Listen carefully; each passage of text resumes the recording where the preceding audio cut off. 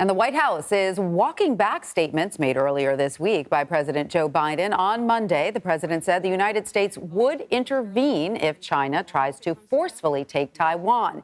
His administration has since said the comments do not change the U.S. policy toward China or the commitment to peace and stability in the region. So joining us now with more is the director of the Southeast Asia program at the Center for Strategic and International Studies, Greg Polling. Greg, welcome. It's really great to have you with us. So, before President Biden left Asia, as we mentioned earlier, he met with the so-called Quad, the leaders of 4 Indo-Pacific nations. Tell us why this meeting is so significant on a global scale. So the Quad are the big 4 democracies: India, Japan, Australia, and the U.S. in the Indo-Pacific.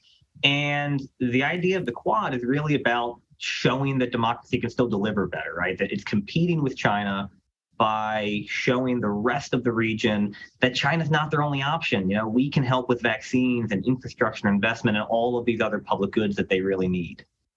So perhaps this would explain then the president's strong words about Taiwan, another democracy, right? Because we did have an expert on the show yesterday who said, look, that wasn't a gaffe. The president meant what he said, and maybe this idea of strategic ambiguity is not so strategic anymore, that maybe the administration is trying to be a little bit more specific.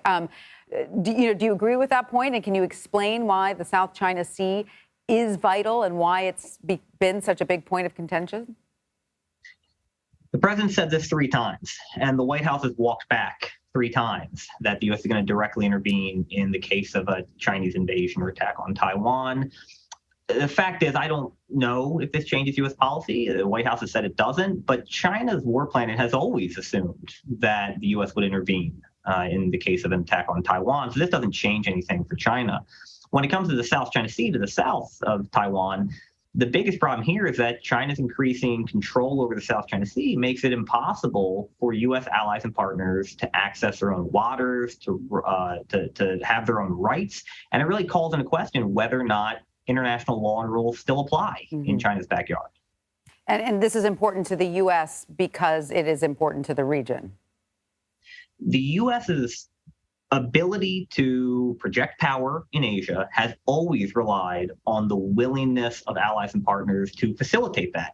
If they look around and decide that it's not working out, that the U.S. isn't protecting their rights from this revisionist China, they're going to stop supporting U.S. forward deployments. And so this show of strength, or this show of unity, the president visiting the Quad and talking about democracy in the region, do you believe it is a welcome show of alliance? Nobody wants to have the Quad, nobody in the region wants the Quad to focus on beating up on China or on talking about democracy. What they want is public goods, and they're getting it. The Quad announced $50 billion in new initiatives over the next 5 years.